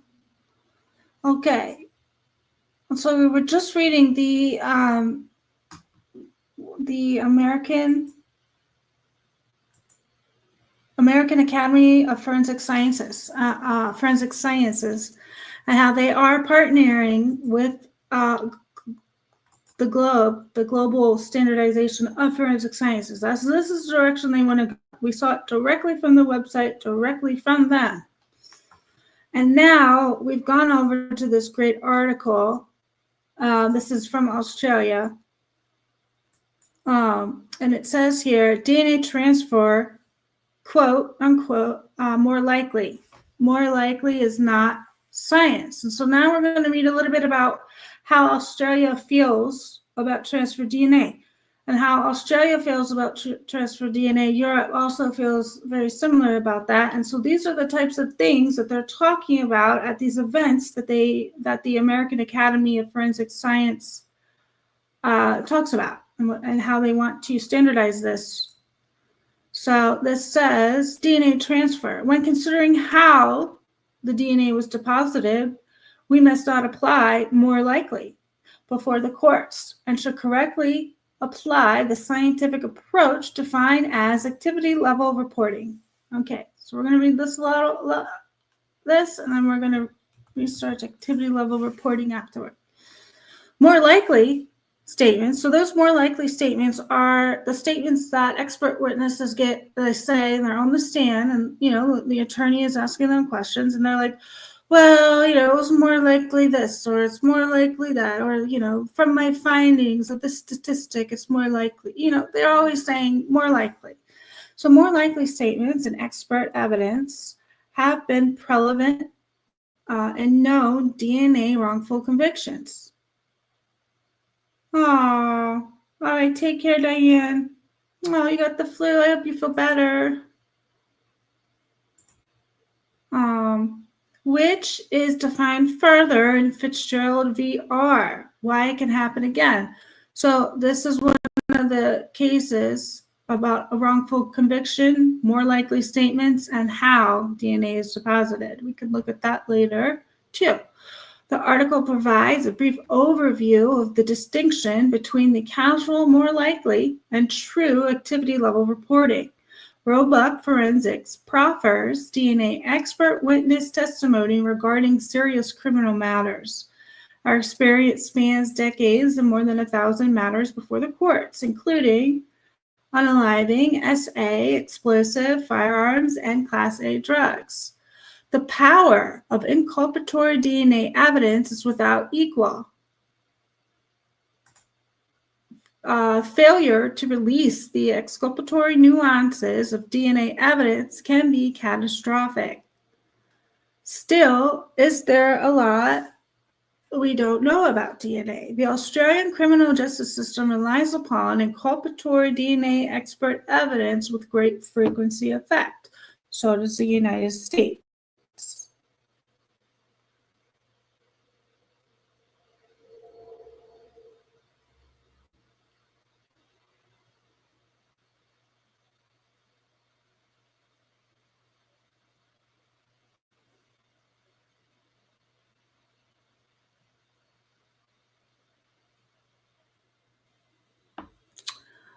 Since the first DNA conviction in 1988, the development trajectory of DNA within the criminal justice system has been nothing short of revolutionary. Initial trepidation of DNA has been replaced with a widespread level of familiarity and trust. The courts have approached DNA evidence with caution. However, that caution is naturally abated as experience with the use of such evidence has grown. The proliferation of DNA forensic evidence has given rise to widespread practitioner and judicial participation. The legal community has taken up the mantle of comprehending DNA and continues to absorb knowledge on the subject at a fantastic pace. The general understanding of DNA is an achievement and simultaneously is masking of the dangers. That's an interesting statement right there. That the general understanding of DNA, I'm assuming in the public and maybe in the court systems and law enforcement, that general understanding masks the dangers. Wow. All right, so DNA's apparent certainty can be deceptive. It was who, now we ask how. In forensic science, DNA can be broadly categorized into the areas of identity and activity. By far, the substantial bias of the scientific evolution and our understanding relates to identity. Whilst there are still mistakes and areas of paucity within specific matters as they relate to identity, those errors are substantially human and subjective factors rather than a failing science. Interesting they put that in there, that it's substantially human. And that big report that we keep reading from May 2024, it's human factors and a system approach. So this is also commenting on the human factors component of DNA interpretation. It goes on to say, regarding identity, the courts have justifiable confidence in that science. Yeah, definitely the courts have had that. Finding comfort with the information around who the natural progression is for the courts to seek information as to how and when the DNA came to be where it is. This how and when is a concept of activity level. The concept of activity level is not new or novel. Our assessment, however, is at the early stages of scientific development. The scope of DNA evidence has dramatically expanded with transfer or activity level. Information developing into an issue as critical to the courts as the question of identity. Regarding activity, the court should view the science with great caution. Activity level reporting. DNA is highly transient and can be readily deposited, carried, and subsequently redeposited. DNA can be transferred by touch and contact, carried through the atmosphere, projected by talking, and cells containing DNA can be transferred during washing. These factors, amongst many others, mean that any effort to assign a probative value or weighing at activity level is highly scientific and cogent upon the exact specific scenario. Activity level reporting, ALR, is a quantification of the likelihood between competing action propositions also meaning theories, typically being a prosecution hypothesis and a defense hypothesis. Simply put, activity level reporting is not all a mere case of saying something is more likely or probable. It is widely acknowledged within the forensic community that the expert opinion as to likelihood in evidence shall not be speculative and shall only be based on an auditable body of knowledge. The use of verbal qualifiers cannot be used in isolation of a numerical qualifier. Activity level reporting before the courts. With a broad comfort around identity, we are seeing substantiated jurisdictional pressure, particularly at trial stage, for forensic input associated with activity. Activity level has traditionally and inappropriately been dealt with at hearing with the insertion of unscientific and ad hoc probability assignments, such as DNA expert opinion, will commonly be tendered verbally in chief or under cross-examination in support of the prosecution version being more likely or most likely. Our representative industry bodies have variously sought to clarify the specific subject in that a numerical qualifier must be assigned in reliance upon an evidence body of knowledge. The European Network of Forensic Science Institutes, which that link is below the description of this video, of this live, guidance clearly sets out the correct approaches for experts. These probability assignments shall still be expressed by a number between 0 and 1, rather than by an unidentified qualifier, such as frequent, rare. Such personal probability assignment is not arbitrary or speculative, but should be based on a body of knowledge that should be available for auditing and disclosure. The International Society of Forensic Genetics, which I do believe is also in the description of this live too, if you want to check that out. That guides also provides conclusivity on the matter. The verbal scale is optional, but cannot be used by itself. If it is used, then the numerical equivalence must be available, provided in practice. One would provide first one's likelihood ratio, and then the verbal qualifier as applied afterwards. The application of unsupported verbal weighting before the courts is a particular concern, especially given the broad jurisdictional understanding as to the potential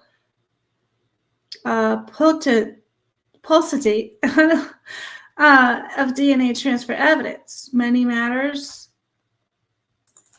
Hold on. This is Australia. I probably should know this word.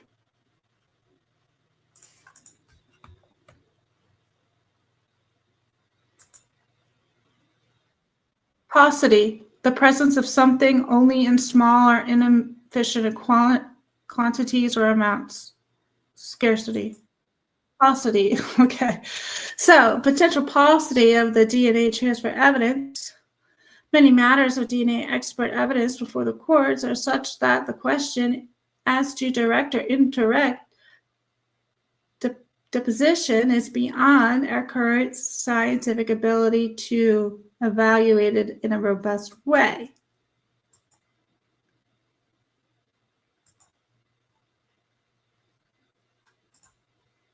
A jury may be readily persuaded as to a defendant's culpability when he is known to be in the area, as committed similar offenses, and the prosecution DNA expert casually inserts a hearing that the defendant more likely deposited the DNA directly.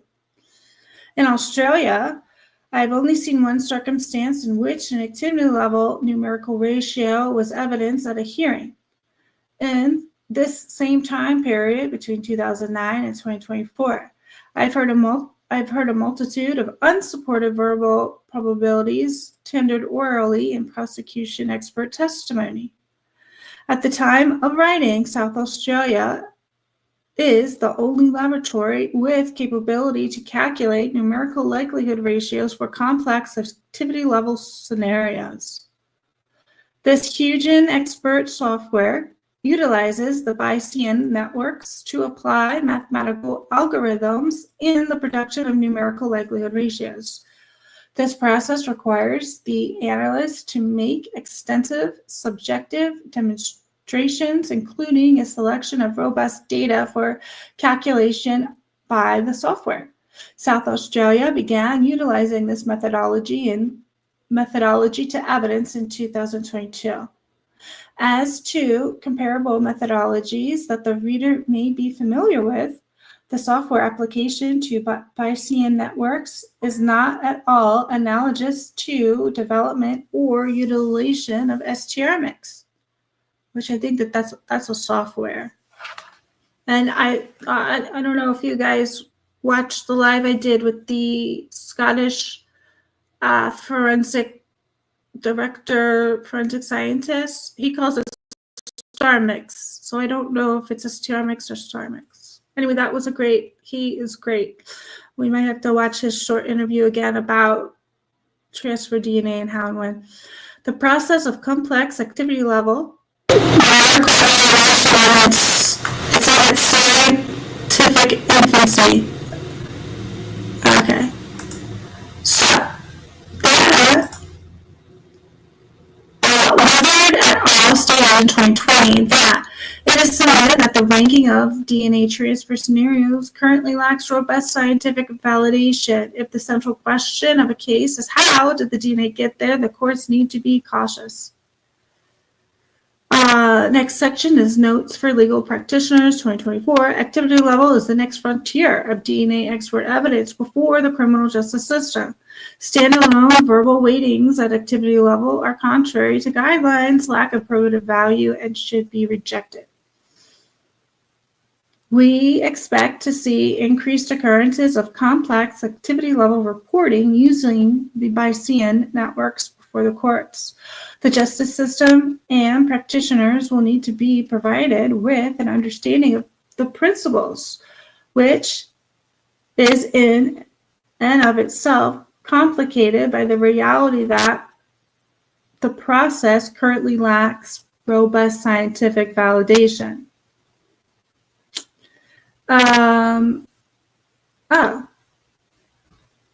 Okay, so these are their sources. Written by Andrew Hessler, 2019, Dealing with DNA in Court and Its Use and Misuse.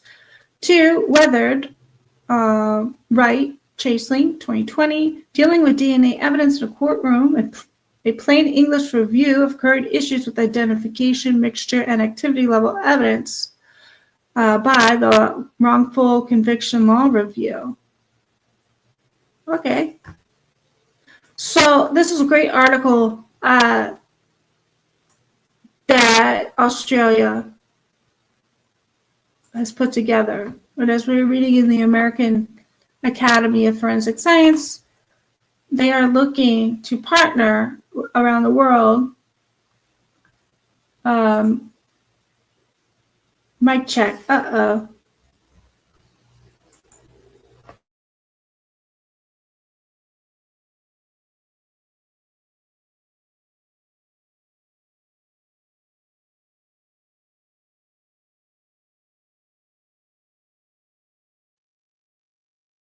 Is that any better?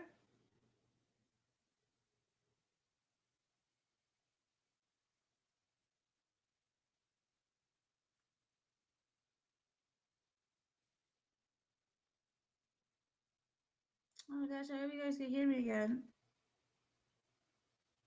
What if I just unplug this mic and try to use just the laptop mic? You think that will help? Barely hear you. All right, I'm gonna unplug this mic.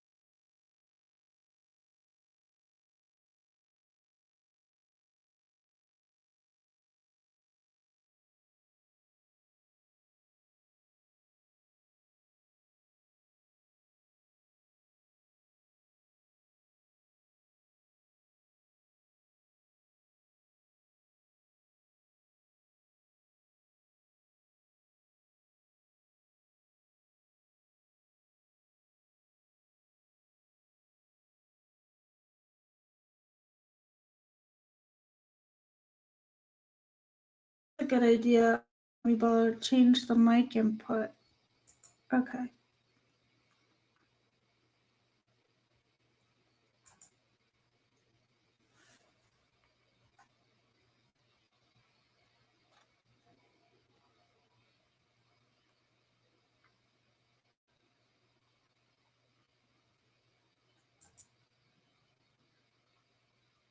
Microphone. All right, let's try this.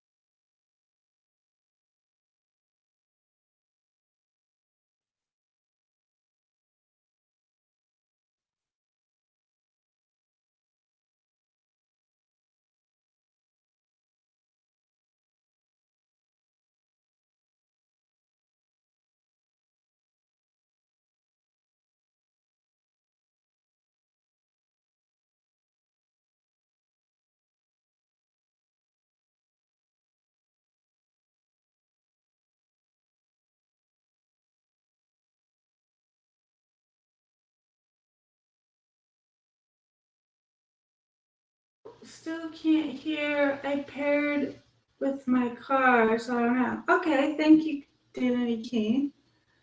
All right, now I've plugged back in the microphone and I'm on the StreamYard app, and it looks like it's picking up my voice. Okay, station must be off.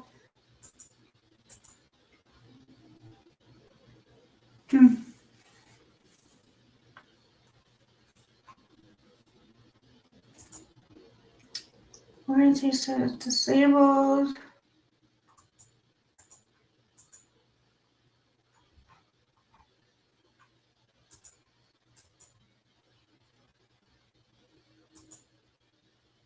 Oh, you can hear me now?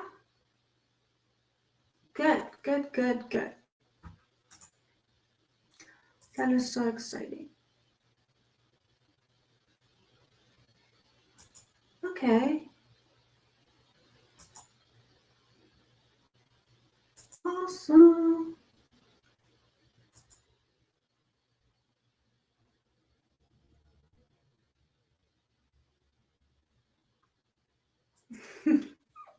How about that? Okay.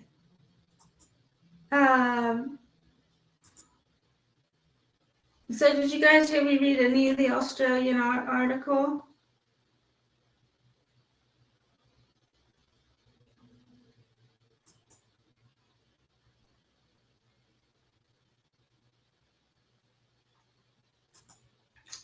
Okay, so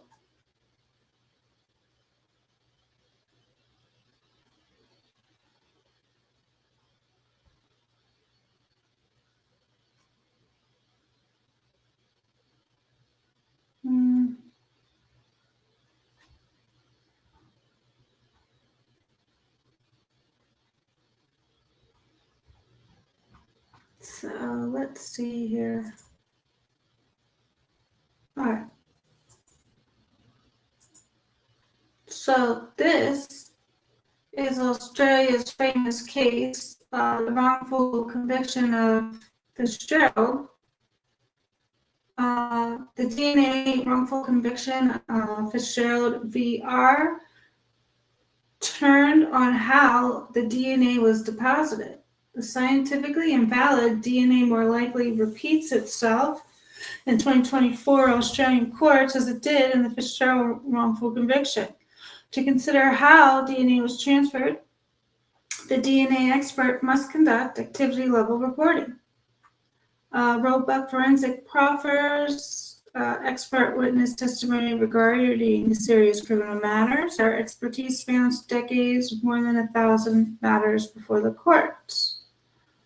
So Fitzgerald VR is both familiar to the legal and scientific communities and presents poignant example of the weight a jury may apply to prejudicial elements of unchallenged scientific evidence. The Fitzgerald conviction, as recounted in the High Court appeal judgment, relied upon valid modern-day DNA science presentation to the jury alongside scientific expert opinion in the absence of supporting data.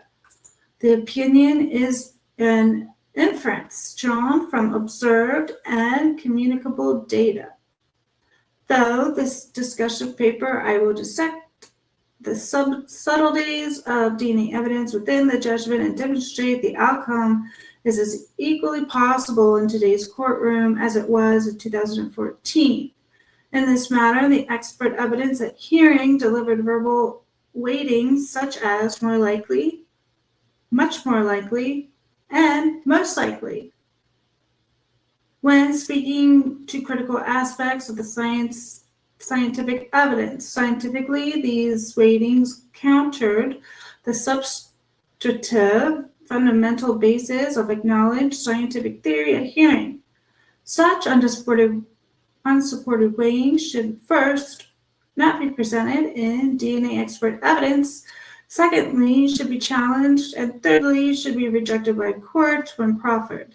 It is, and correctly should be, the case that DNA expert opinion before the court is more than mere scientific conjecture. Makita, Australia, PD Limited versus Barolo set out the roles of an expert. No sound for the last 10 minutes, if that helps. Oh, so we didn't get to read any of the article. Okay, thank you for that. Oh, I'm gonna have to get the AI to read my favorite articles just so I could get them up on the channel so everybody can, read along with it. So right now we're reading about the Fitzgerald case from Australia. This is the case that changed everything for Australia in regards to the activity level, the how and the when. And so now they're going through this other case here, Makita Limited versus Frau, set out the role of an expert witness. Their duty is to furnish the judge or jury with the necessary scientific criteria for testing the accuracy of their conclusions as to enable the judge or jury to form their own independent judgment by the application of these criteria to the facts proved in evidence. The scientific opinion evidence is, if intelligible, convincing, and tested, becomes a factor, and often an important factor for consideration along with the whole other evidence in the case. But the decision is for the judge or jury. My expertise is that unsupported expert opinions are frequently tendered orally, when those opinions have in fact not been made out in the field expert written testimony. Oral expert ratings can be highly persuasive to a jury. In Fitzgerald, it seems the Court of Criminal Appeal was similarly persuaded by oral expert ratings when unanimously rejecting the appeal. In light of Dr. Henry's evidence, the alternative hypothesis of a secondary transfer of the appellant's DNA to the didgeridoo by Sumner was extremely unlikely. The inclination may be to assign responsibility for such errors to either scientific evidence or the legal system. I propose that these failures lie largely in somewhat undisturbed void between the two. In complying with assessment, the High Court judgment has been relied upon as factually accurate. It could fairly be acknowledged that statements within the judgment supporting to be made by the Crown expert may have been interpreted, transcribed without sufficient precision, or take out the context within the judgment. Fitzgerald v. The Queen, 2014. For those unfamiliar, it was alleged that Mr. Fitzgerald did enter a dwelling in company, at which time a series of assaults occurred, resulting in the death of one man and significant injury to another. Mr. Fitzgerald and Mr. Sumner were found guilty and sentenced to life. The prosecution sought to rely on DNA evidence and appearance of blood, which was identified upon a didgeridoo that was normally within the dwelling. It was alleged that in light of this evidence, the accused had deposited his DNA directly on the didgeridoo whilst attending the dwelling during the assault. The prosecution relied significantly upon the expert witness. The defense version set out that Mr. Fitzgerald did not participate in the assault, nor attend the residence, and rather his DNA came to be on the didgeridoo as a result of shaking Mr. Sumner's hand the night prior, with Sumner subsequently and unintentionally transferred the DNA to the crime scene. The defense did not rely on a DNA expert at the hearing. They should have. The evidence concerning DNA. The appellant was excluded from DNA results taken from a variety of objects found at the crime scene and from 4 out of 5 forensic samples taken from the didgeridoo. However, one forensic sample from the didgeridoo, sample B3, contained a mixed DNA profile of major and minor contributions. The appellate's DNA was the major contributor, and unknown source was the minor contributor. Helen Robach. Defending a major contributor is a subjective assessment. A major contributor is considered to have contributed a greater quantity of DNA and compared the minor contributor. It does not necessarily mean that there is a large DNA quantity. In fact, there may very well not be. The scientifically accepted theory in this regard has not substantially changed since 2014. Sample 3B. The appellate's DNA was contained in sample 3B. It was not challenged by the appellate. Helen Robach. Veracity of the DNA match should always be considered. Number of contributors assigned, ethnic database selection, anti-contamination procedures, sample contamination checks, robustness of a match, and probabilistic genotype diagnostics review are some of the matters considered in this process. The scientifically accepted theory in this regard is not substantially changed since 2014. A qualified forensic expert, Dr. Julian Henry, gave evidence at trial for the prosecution. She explained that sample 3B came from an area on the didgeridoo showing reddy brown stains, which had been removed using a scalpel. The sample consisted of two separate blood-like stains, one having a diameter of 2 millimeters by 1 millimeter, and the other a diameter of less than 1 millimeter. Dr. Henry said that even if the above-mentioned reddy-brown stains were in fact blood, as indicated by presumptive blood tests, that circumstance did not prove that the DNA sample 3B derived from blood, because the DNA may have been under the stain, for example, placed on the didgeridoo at an earlier time. She agreed with counsel for the prosecution that reddy brown stains may have contributed nothing to sample source 3B. And you know what that reminds me of? It's Baker Barlow's motion to eliminate for the use of the terms touch DNA and contact DNA.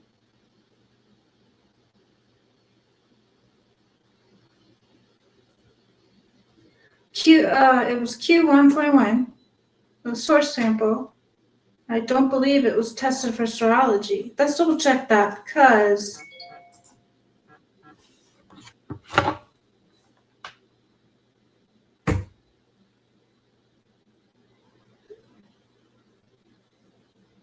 alright, let's double check that.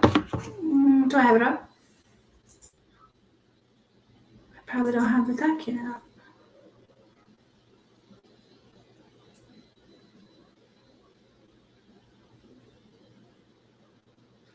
Right, so Ranley Nolan says she doesn't call it trace because it was more than a trace.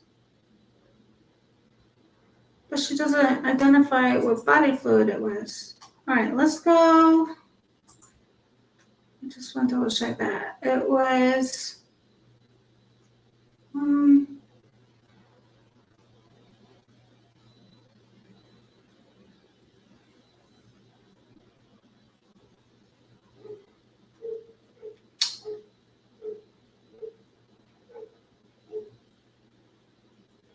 reference to touch and contact. Okay.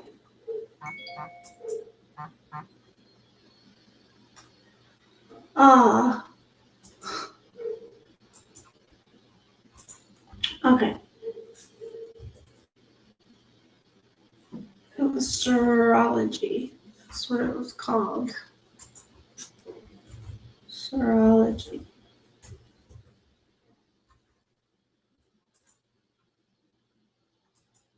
Okay. It says here on Baker Barlow's motion to eliminate number 6, reply Riley Nolan in reference to touch and contact DNA. This is written by Baker Barlow. It says up here, no serological testing was done on the area swabbed for Q1.1 to identify any biological material. Okay, there's a footnote 10. Other portions of the sheath were tested for the presence of blood.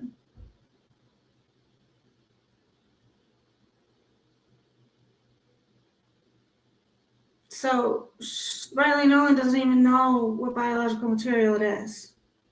So if she doesn't know what kind of biological material it is, how can she say she's going to call it touch? That makes no sense. What did Riley say on here?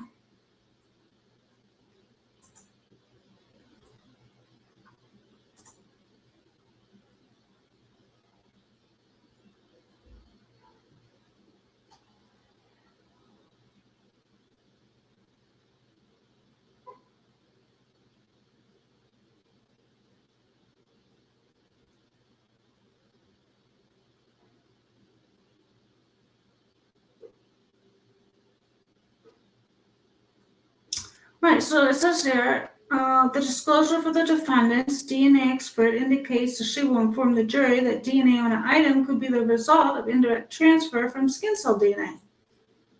Well, yeah, Riley Nolan doesn't know what kind of DNA it is.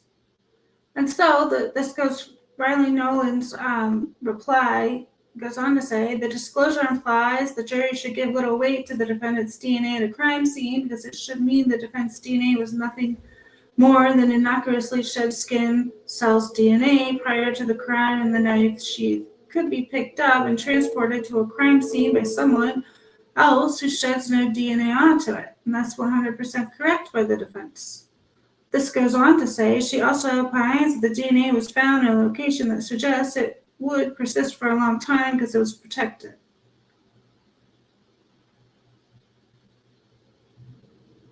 Okay, where's the part where she says she doesn't use the term touch?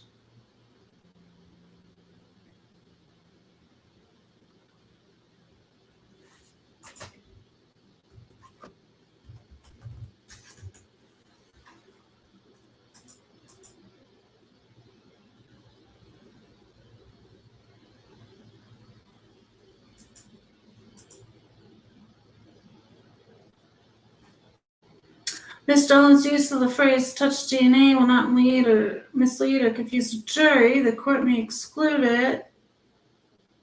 Okay, what? As her disclosure indicates, Ms. Dolan uses the phrase touch DNA only to distinguish that type of DNA with other kinds of DNA. Well, she never tested it for what kind it was. She says DNA may be present on an item in the form of biological material, such as blood, semen, and saliva, or may be left on an item when it was worn, where DNA, or handled, touched, or transferred. She goes on to explain how DNA can be transferred onto an item, including it can be transferred from one person to another. Yeah. Nolan's explanation of primary and secondary transfer. No reasonable jury would be misled by her use of the phrase touch DNA to mean the defendant necessarily made physical contact with the knife sheath. Moreover, Ms. Nolan's use of the phrase touch DNA is not unique, but common within the field. Most tellingly, the defendant's own DNA expert plans to use the phrase touch DNA in reference to the DNA on the knife sheath. No blood, hair, or DNA from him was found on any objects of the crime scene except for the touch DNA on the knife sheath. Okay, so they're quoting something there. Experts in their cases also use touch DNA in the same way. However, Ms. Dolan explains in her affidavit she does not use trace DNA because it implies there's only a trace amount of DNA. I'm using the term in this case would itself be misleading to the jury because a trace amount of DNA is not what was detected on item 1.1.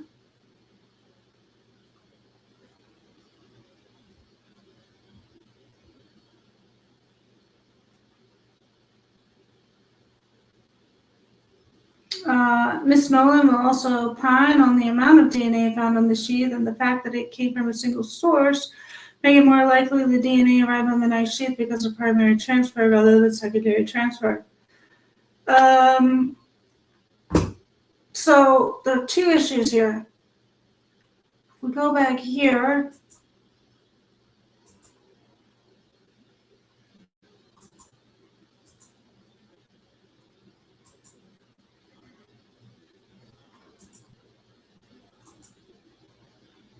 to Becca Barlow's, it says no serological testing was done on the area for Q1.1 to identify any biological material.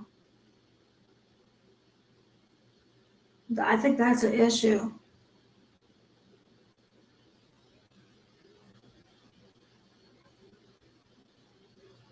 Okay, then there's something I posted today on X where there was a study done to evaluate shutter status. They have poor shutters, intermediate shutters, and good shutters. Poor shutters are people who don't really shed that much skin cells. You know, intermediate they sort of do, and then what was it? Good shutters shed a lot.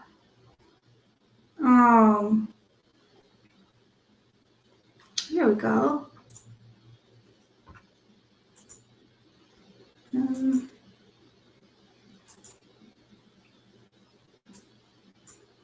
So for this here, I will show you the link in a minute, but so this study in particular, they mistook primary direct transfer as a secondary transfer in some occasions in the results of this study. Now, what is significant is that this is a controlled environment because it's a study. So they were able to detect that some of the times, I think it was like 0.6% of the time, they were noticing when they were looking at the results for that particular area of the study that they were able to detect the secondary transfer and almost mistook it for the primary transfer. And the only reason why they know that is because they're in a controlled environment. And so crime scenes in real life do not resemble a lab or study conditions unless the study aims to do so. But in this particular study, the shutter status is what they were trying to research. And so I took a snippet of the conclusion here. It says in 0.6% of such events, secondary transfer could result in the participant being excluded as a contributor of the DNA profile obtained and another person being included. So what that means is, you know, they are in a study where they're trying to research, you know, what happens in direct transfer events. They came across information where actually the primary transfer event, that profile ended up being excluded, but it and then their data told them the contributor was actually the secondary person. So like that does happen, and they were able to catch that in a lab environment, but it's very unlikely that they'll be able to catch that in a real world scenario or at a crime scene. And so they say further down here, finally, the study provides support for the need to standardize shutter studies. Well, yeah, we need to know more about how that can happen, because what we don't want is for expert witnesses to get on the stand and be able to say, oh yeah, I can determine whether it was primary and secondary, when in fact it doesn't always happen like that.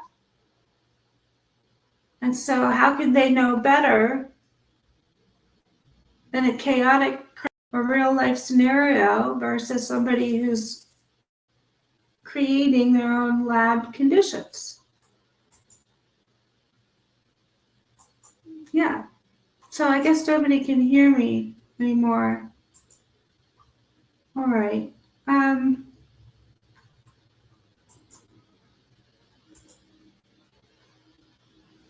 Yeah, so I guess that's all I'll go over today.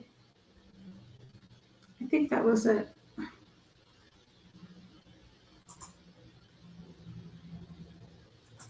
Well, the main thing I wanted to do was just note that the two dissenters that Riley Nolan was referencing, that they agreed it can, the how and when experts are asked those questions, it can be misleading. However, they want more data. They want more information before they go that route. And we're getting there. That's exactly what is happening.